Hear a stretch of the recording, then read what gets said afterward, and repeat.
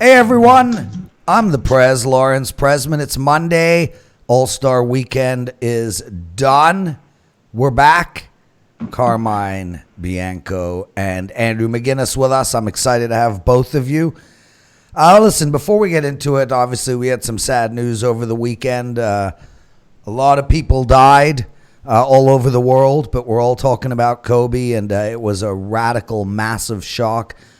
The amazing thing to me was that my children were the ones that texted me that Kobe died, and well, I didn't even know my children knew who Kobe was.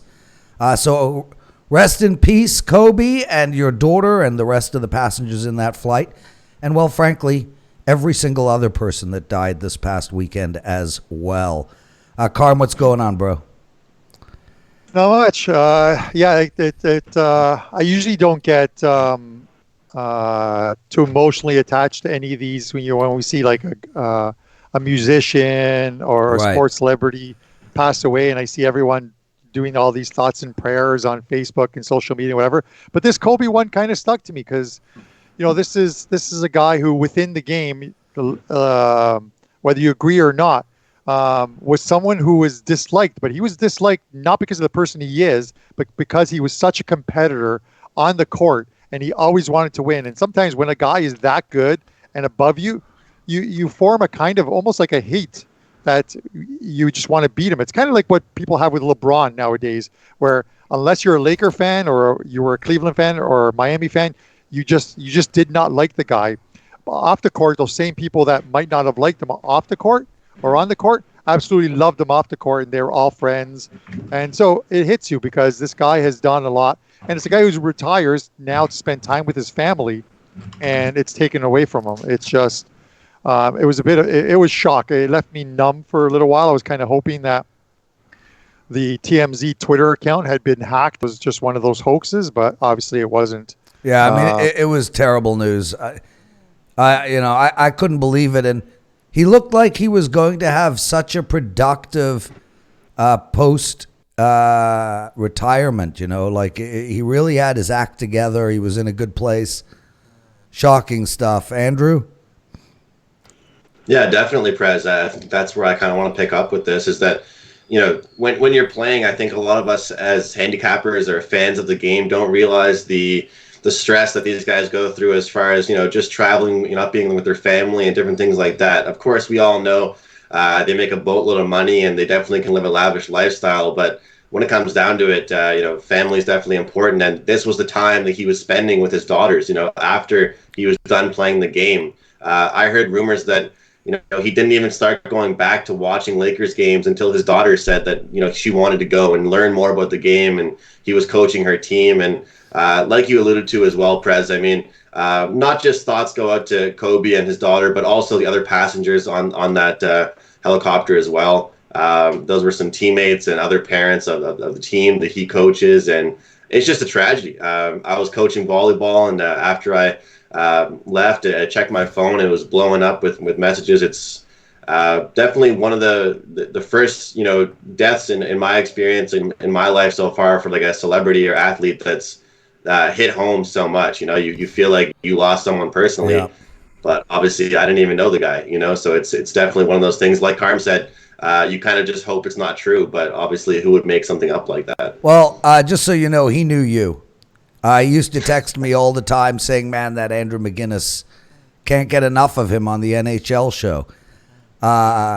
With that said, dude, anybody who listened to the NHL All-Star preview show heard Andrew McGinnis give out both overs in the first two games and the under in the finals. 3-0, baby. Yeah, it was great. Had a rough time with the sides, but as you knew, Prez, I liked the overs a lot better. My best bet was that first over with the Atlantic versus Metropolitan. Who says you can't make money on the All-Star game? Who says it? Well, nobody says it, Andrew. There's no movement about that. Anyway, congratulations. Nice picks on that show. It was fun to do. Boys, let's get into hockey. We got 6 games on tap today. We're going to look at all 6 of them. Before we get into that, really just want to make mention that it's $9 Mondays over at sportsmemo.com and Wager Talk. You guys could get any play you want for $9. I have a hockey play up. It's $9, and I'm on a 10-2 NHL run. Okay, boys, I go to you first, Carm. The Montreal Canadiens in tough tonight, hosting the Washington Capitals, a team that just doesn't lose a lot. Washington minus 125. They've won 3 games in a row, 6 of their last 8. Montreal, though, entered the All-Star break winning 4 of their last 5. Man, this team can't get it right. They got a Frenchman ready to be drafted by them, number 1. They just can't even find themselves into the damn lottery. Montreal Canadiens, how mismanaged are they? Okay, let's ignore that question because we're talking gambling. I like Washington tonight, Carm. Minus 125 seems like a small price to me. Yeah, it's probably about 10 to 15 cents lower than it should be, and then that has to do with the fact that Ovechkin's not in the lineup tonight. The way it works is, and I think we see this sometimes in other sports. If you don't play the All-Star game, if you're voted in to the All-Star game and you don't play it, and you don't play not because you're injured, but because you choose not to play it, you'll sit out the first game. You either have to sit out the game before the All-Star break or sit out the game after the All-Star break. Ovechkin chose to play the game before the All-Star break when they played the Islanders. They came back to win that game 6-4. He looked at it, in that he thought it was better long term for him and for the team this year, and I commend him for that. To take the 2 or 3 extra days off, he spent time with his family, and now he'll sit out the game in Montreal. I know he wants to play tonight, but he can't play tonight. He knew that. That's a decision he made. But he played a divisional game against an important opponent, and took the All-Star game off, and he'll sit out against Montreal, which is maybe not that big a game, and I think the team can still win. I do like Washington tonight. I understand Montreal's won 4 of their last 5, but if you look at their last 10, they had lost 5 before that. I think the Montreal team of this season is more like that team that's lost 5 than won 4 out of 5. The thing you talk about mismanaging, I'll make this really quick before we go on to Andrew here, is the Canadiens. It's one of those things where I don't think they're going to make the playoffs, and they're just going to do just enough to put themselves out of a very good draft position in the lottery by finishing in 10th or 11th. It's one of those things where you'd rather see your team, I'm not saying tank, but lose a few games in a row, drop towards the bottom of the standings and have a better chance than to give your fans some hope and then end up finishing 9th or 10th and then get screwed in the draft lottery. And I think that's where the Canadiens are heading right now, unfortunately. So it's Washington for me tonight. I'm going to take the over in this game as well too. Holtby in net for the Canadiens tonight. He's struggled a bit as of late. He just hasn't got going yet. We'll have to see if that does happen soon. But I think we see some goals tonight. Andrew McGinnis. Yeah, guys, throughout this entire show, I'll pretty much be talking about over bets, and that's pretty much where I'll look for post All-Star game betting. That's the strategy you want to look at, I believe. You've got Russ.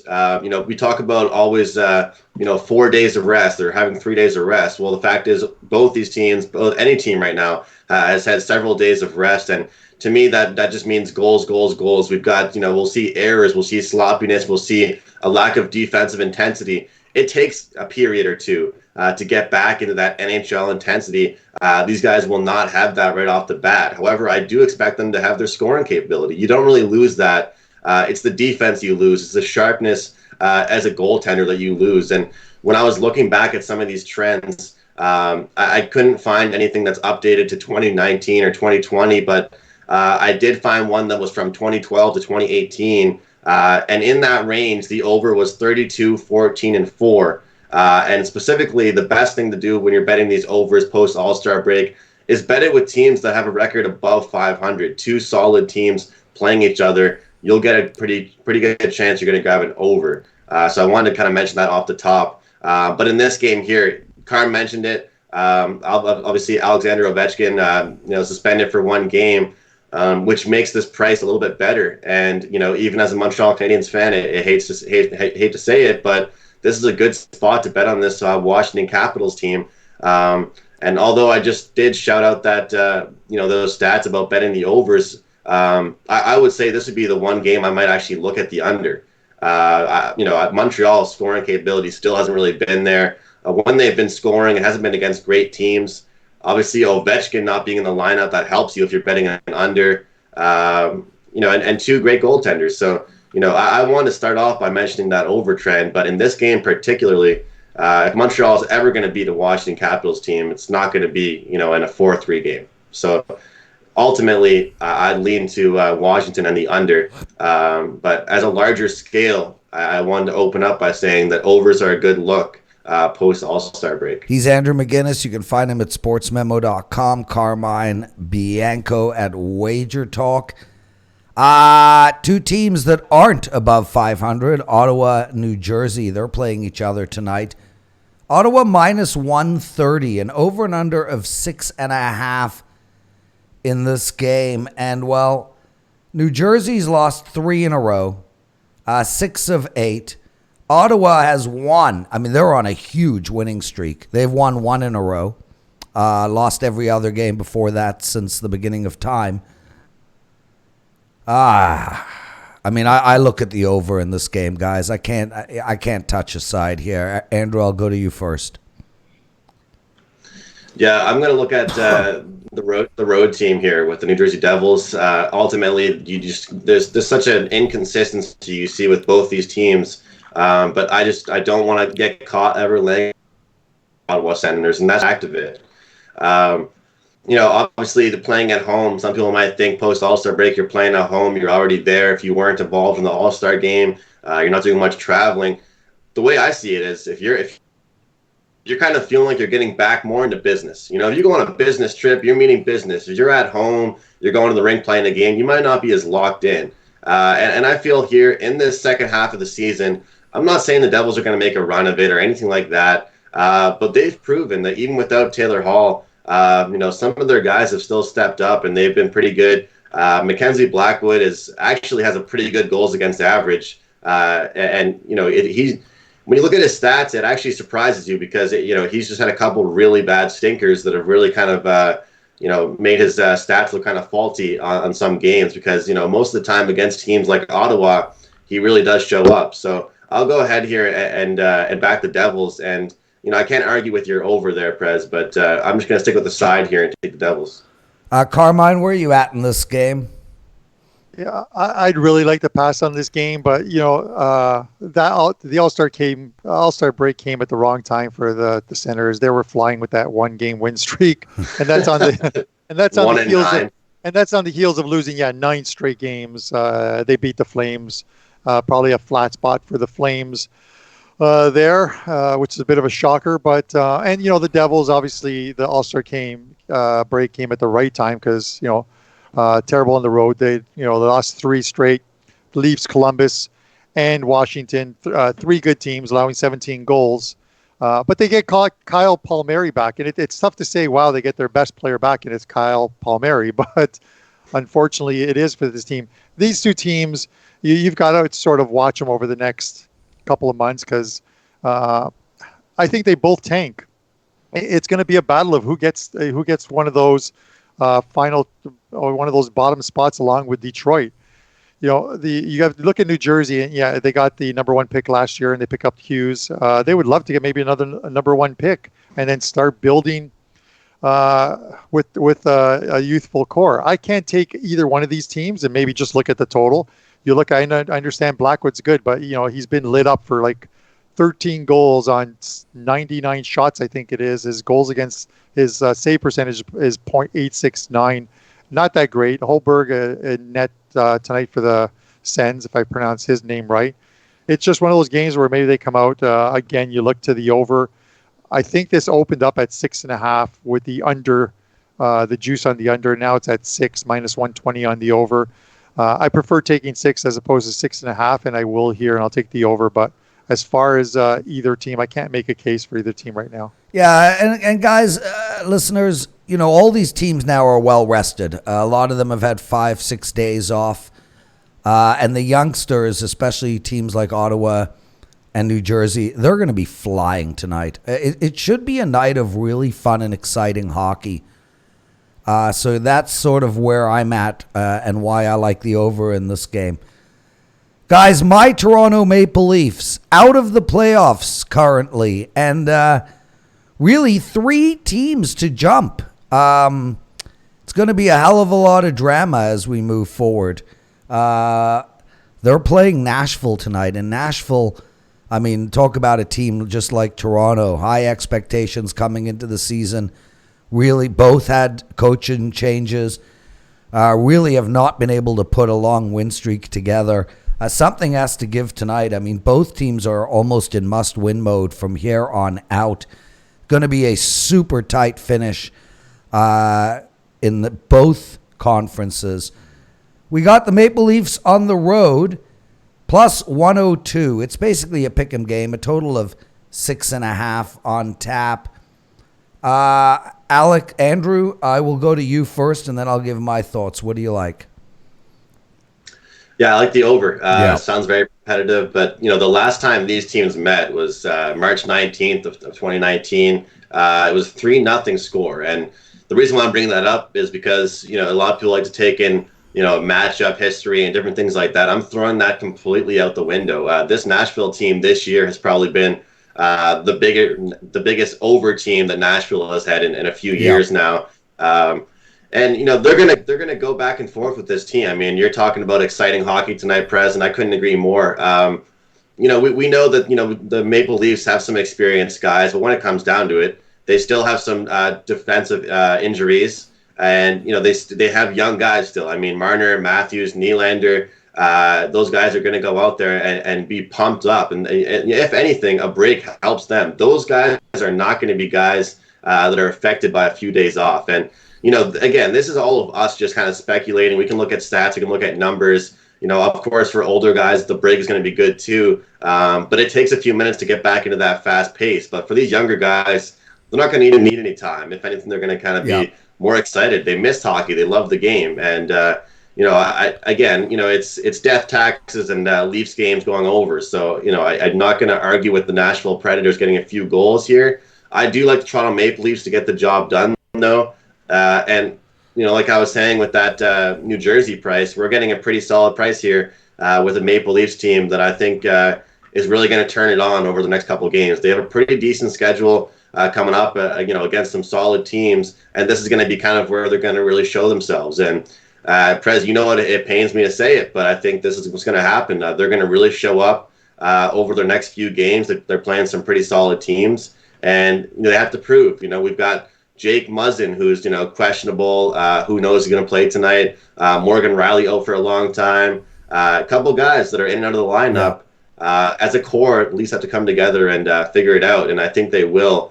And it's also notable to mention a team like the Leafs, they play in a really big hockey market. Everybody knows how big the Leafs are, not only in the Greater Toronto area but Canada in general. They've actually done pretty well on the road this year. They're 5-1 their last 6 games on the road.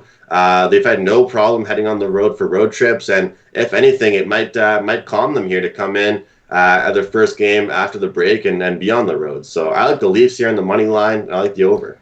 Andrew McGinnis from sportsmemo.com joining us. And Andrew, we don't need to discuss this, but my prediction, a blockbuster trade coming out of Toronto in the next 2 or 3 weeks. I see Kapanen and Nylander for Seth Jones. You love Seth Jones, eh? Okay. Kapanen and a first for Adam Larson. Okay. I heard you guys might get Jeff Petrie. I want Seth Jones. Carmine, what do you like in this game? Yeah, you know how I feel about the Leafs, but yeah, you love them because they're your team. They represent your city. They represent your city. So my city and we live like 1 kilometer or 1 mile away from each other. Get on with the game. Yeah, listen, I'm looking at the Leafs schedule sort of moving forward, and yes, their next 3 to 4 games are big ones, but if they go 2-2, I think that's actually a success for them. Then they're at Dallas, who are playing extremely well at home. Come home to play Ottawa, who have won 4 of the last 5 against the Leafs, and they seem to get up for the Leafs for some reason. I guess it's almost like winning their cup. And then they play, which is going to be a huge game, the Florida Panthers, who they're chasing. Yeah. After that, they've got a fairly good schedule after those 4 games where they can go on a run playing the Rangers, Anaheim Mighty Ducks, the Sabres, Arizona, Montreal, Ottawa. Those are all winnable games that they should win, and they get Dallas at home. Yeah, and they'll have Seth Jones at that time. So it's one of those things where you sort of have to look at to see if they actually get on a roll before those games hit. It could be one of those streaks that they actually need to move up those standings, where you look at them and within a hop they're in. Oh wow, the Leafs have won 4 in a row. The Leafs have won 5 in a row. It's possible with Muzzin coming back. They sent him down for I think 3-game conditioning stint in the AHL, so they're going to get some defense back, and they've got, and maybe this little break was good for Freddie Anderson, even though he was in the All-Star game. But they play like 5 or 6 minutes. I don't think it's that big a thing. It's that big a deal.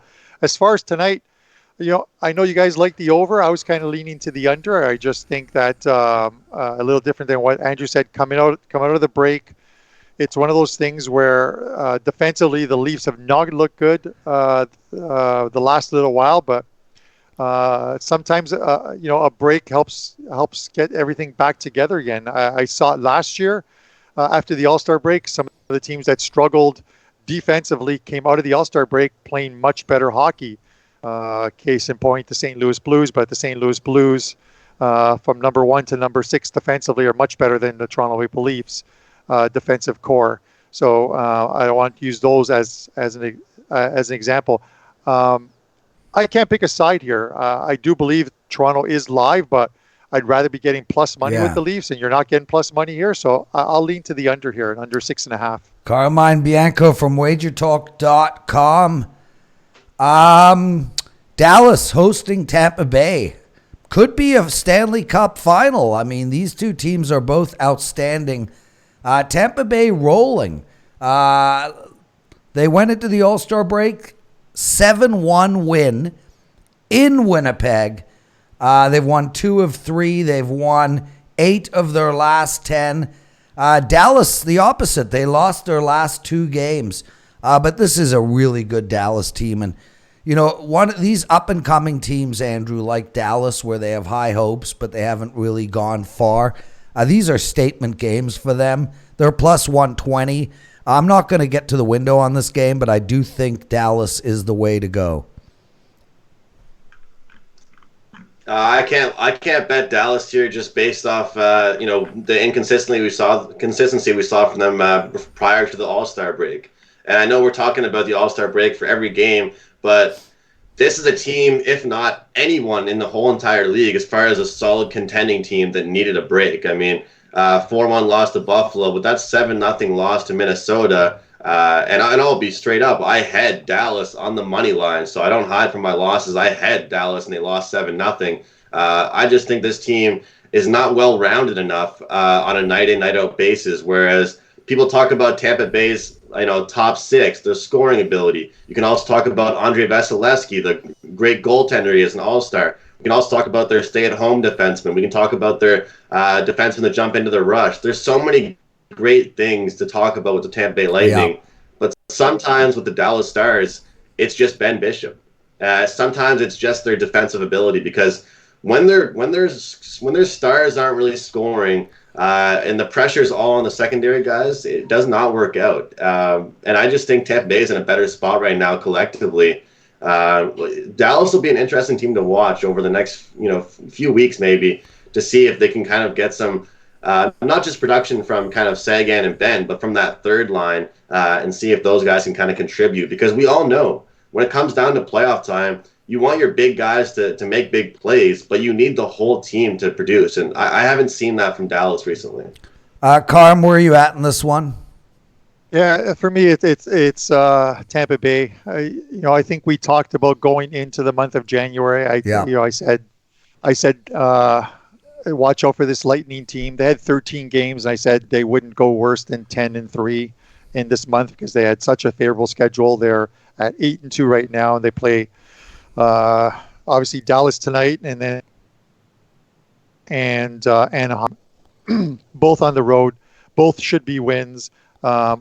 There's a thing about, and this is why I think if you're looking at future bets, you can get Tampa Bay right now just under 8-1. Some places still have 8-1 to win the cup, and I actually think it's a much better bet now than obviously later on if they take over first place in the East. I agree. And the thing is here, you can look at last year and say, well, they got swept in the first round. Tampa Bay, for the last month of that season last year, had the games meant nothing to them. Essentially, they made nothing. They had first place clinched in the President's Trophy. By the time they got to the playoffs, I understand you have to play your game, but it was one of those things where they got to the playoffs. They hadn't played a meaningful game in a month. They're playing Columbus, and they just thought their skill level could overcome everything. Well, no, it's not the way it is. St. Louis played playoff hockey from the middle of January, February onwards, and obviously went on to win the cup. Tampa Bay, every game they're playing now is a meaningful game because they still have that number one seed, which wasn't in their, wasn't even in their zone, in their rear view mirror, whatever you want to call it, or ahead of them a month ago. And now they're 9 points behind Washington for the number one spot in the East. I think 4 or 5 points behind Boston with a couple of games in hand. They are playing game in, game out, playoff style hockey, and you saw it. That game in Winnipeg, they just annihilated them, and they just kept scoring. So this team, moving forward, they're going to win at probably a 70% clip. It's one of those ones where don't look to try and beat them. You just play them. I don't see any long losing streaks in this team's future for the rest of the season. So with that said, it's Tampa Bay for me tonight because I just can't take Dallas in this spot just because of the way that they're playing. And last two meetings with Bishop and net. And remember, Bishop is Tampa Bay got rid of Bishop, but he's 0-1-1, and he's given up 11 goals on 53 shots for .792 save percentage against his former team. So where he usually stands on his head, he hasn't in a couple starts against Tampa, and I'll just take Tampa here. Yeah, and I get it. And that's why I said I'm not going to get to the window in this game because ultimately from here on in, it's either play Tampa Bay or don't play the game. And I think that's kind of what you're saying, Carm. Yeah. Boys, St. Louis Blues on the road playing Vancouver. Vancouver plus 110. We have a total of 5.5 in this hockey game. St. Louis has lost their last 2. Prior to that, they won 4 in a row. Vancouver, 4 of their last 5 games, including a great win against San Jose, 4-1. I got to believe Vancouver is live here, Andrew. Yeah, I think if you like Vancouver in this game, you like the over. I'm not going to bet against St. Louis out the break here. I'm not going to bet against them probably the same reason that you aren't going to bet against Tampa Bay. I think that they're going to be a solid team over the next month or so. And, we see all these articles right now coming out post All-Star break telling everybody about what happened last year with the Blues. I think that if anybody's a hockey fan, if you followed hockey, we all know the St. Louis Blues, how horrible they were in early January, the record, and now with defending Cup champions. We've all been told that, but I think there's reasons why they were able to do that. And it was collectively a group effort, but it was, Jordan Binnington, getting the job done for them. And when Prez and I were doing our All-Star game video, I kind of pretty much said to him that I was shocked that it was only his first All-Star game appearance. And he was like, well, last year he was a rookie. And, obviously you can't, that's pretty early to be an All-Star. And pretty much why I was shocked is that he just seems so poised and so accomplished already. And this is a guy that's gonna you makes you so comfortable if you're out there playing defense. You have him behind you. But let's give some credit to Markstrom as well. I think he's a pretty solid goaltender and he's helped this team out. But you look at the win against San Jose. I don't really think that's that big of a win. I don't like San Jose at all these days. They're a team that you can still get a great price against a lot of nights. But they've been able to beat some decent teams. But when they've been playing solid hockey teams, they're not faring too well. And this is a team that I'm not going to back against a team like St. Louis that's actually a pretty good contender as one of the best teams in the league right now. And as far as the total goes, I played this overnight over the total strictly based off the 5.5. Most St. Louis games you're going to see a 5.5. And Vancouver can score. They've got some young guys that can absolutely light it up. I don't know if anybody saw Elias Pettersson's slap shot, but that was unbelievable. I mean, that just goes. I thought Al McGinnis' slap shot was unbelievable. Yeah, that was cool. 57 years old. Wow. That 101 miles an hour for a 57-year-old. Andrew, I'm with you, man. What? Who was that? Al McGinnis. Oh, yeah, I was going to say. Wasn't me, dude. My slap shot is 1.3 miles an hour. He always had one of those shots. Andrew, I like the over, dude. I agree with you. I think that's a good call. And if you look at St. Louis, their last 2 games went over, 4 of their last 5.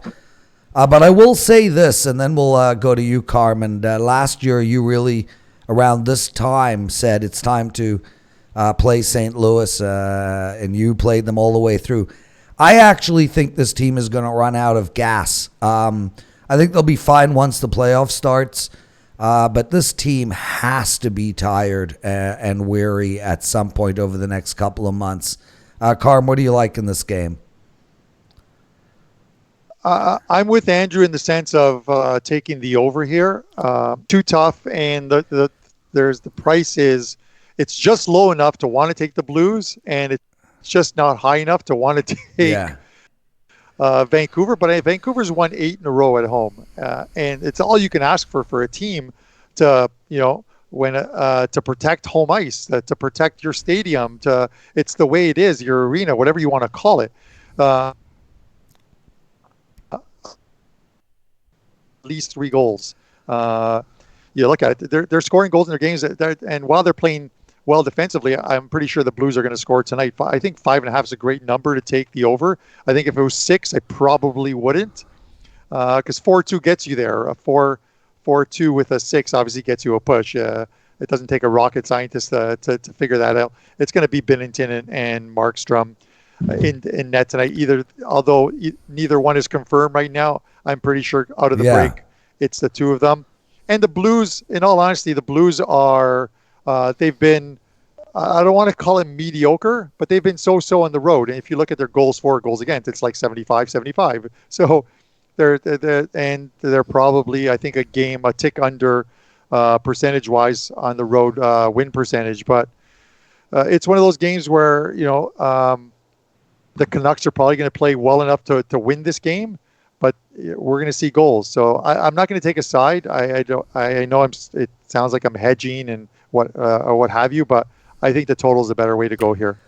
I think it's important to mention that, like, as much as sometimes we talk about good goaltending and things like that, I think like Carm was saying at the very end of what he was saying, we're not trying to sound like we're going against each other. When I say how great Binnington is, and I say that Markstrom can be a great goaltender as well, I still believe the 5.5 is a good number, and I think that Carm, that's what you agree with as well. I mean, St. Louis is getting scored on, like Prez alluded to, and it doesn't really take away from their goaltending ability. It just takes away from the game style that they're playing, and that's the way I see it.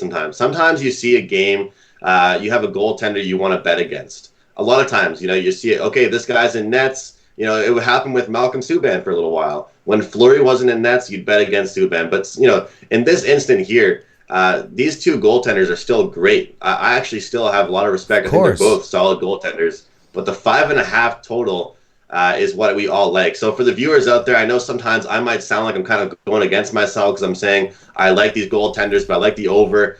it's because of the number we're getting. So the old-fashioned saying, bet numbers, not teams, that's kind of what it is here in this instance. A wise young man, Andrew McGinnis. Absolutely. San Jose, Anaheim, San Jose minus 145. The over and under in this game is 5.5. Anaheim's won 2 in a row, but have lost 4 of their last 6. San Jose lost 3 in a row. And Andrew, I'll go to you first. I like the Sharks in this game. Yeah, I would like the Sharks too, Prez, but not at the price that I'm going to get with them. They're a team I'm not looking to back. I mean, they're a team that should, if you're getting them at minus 110 right now, minus 120, sure, I'll grab them, but not at this minus 140, 145 nonsense. I think that Anaheim can compete, and anything. If I think it's going to be a 1-goal game, I'm definitely not going to take a team that's minus 140 that probably shouldn't be. I want to just keep riding this first period over with the Anaheim Ducks. I think that when the break started, the Ducks hit 9 of their last 10 over in the first period, and the Sharks are somewhere up there as well in that trend. And I now have a chart online that I've been kind of following each day. It's updated each day, and surprisingly, this Ducks team has actually been going over the total full game, but more so in the first period. And I don't bet a lot of those. Like, Prez, you've been doing shows with me for a little while now. Like, we've been working together. I don't bet a lot of those, but when I find a trend, I don't want to go away from it. So they're a hot team on the first period over streak, and I'll probably have a bet on it. Carm, where are you at in this game? And then let's call it a show. Yeah, I'm on the Sharks here. I know that they've dropped 3 straight. All-Star All-Star break came at a good time, but those losses were to Vancouver, who we just talked about, have won 8 in a row at home, to Colorado, and that game that they lost 6-3 to the Sharks. To Arizona. It was a tight game, 4-3. A couple empty net goals would kind of inflated that final score line. Anaheim just doesn't get the scoring. I know Gibson won his last game. They gave him 4 goals. They've only scored 3 goals in their previous 3 in his starts, and he's only won 1 of his last 7 starts. Sharks get Dell in net tonight. They're sticking with him. He had a couple so-so starts before the All-Star break, but they're sticking with him, which I think is the right thing to do. Stick with the goalie, and he'd been playing well for a while. So we'll see what they'll do. But it's Sharks for me tonight. You can't take Anaheim in this spot. I'm sorry. If you're taking Anaheim and you're only getting plus 125 to take a team like that on the road, I think you're throwing away money regardless of what the result is tonight. It's the Sharks or nothing. Prez, I just wanted to say real quick, at the break, I wanted to start doing this on the Puck Time shows I'm on, at least. So if everybody can, in the comment section on YouTube to this video or Apple Podcasts, no matter where it is you're listening, comment below a team that you think presents the best value, as far as a future bet goes. We're talking about how St. Louis was not looking very good start of January last year. They ended up winning the Cup. Comment below maybe your team that's going to win the Cup, and then the team that presents the best value. I'm looking forward to seeing the comments below on the YouTube channel. Yeah. Okay. Well, I love one thing about the two of you is you are both very active in the comment section on Puck Time, so I appreciate that a lot. I can't thank you enough for doing the show. Hockey's back, boys, and I'm pumped. Tomorrow's show, same lineup, Carmine and Andrew. When do you leave, Carm?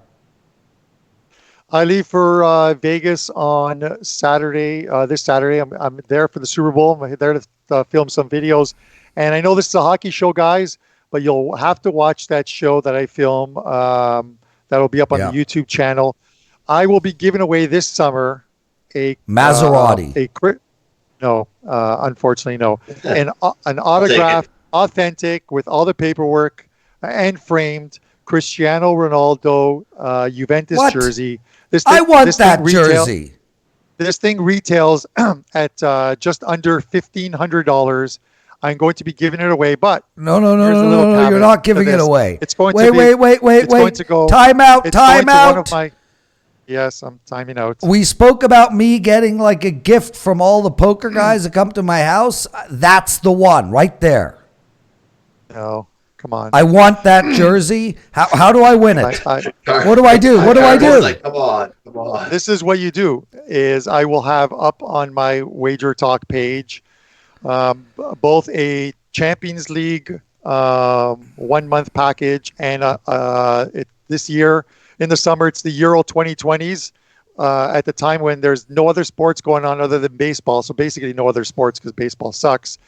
And for every package that you buy, depending on the length of it, sports package, soccer package, you'll get entries into a draw, and then I will get Missy to do the final draw, and somebody wins this, and we will ship it to you.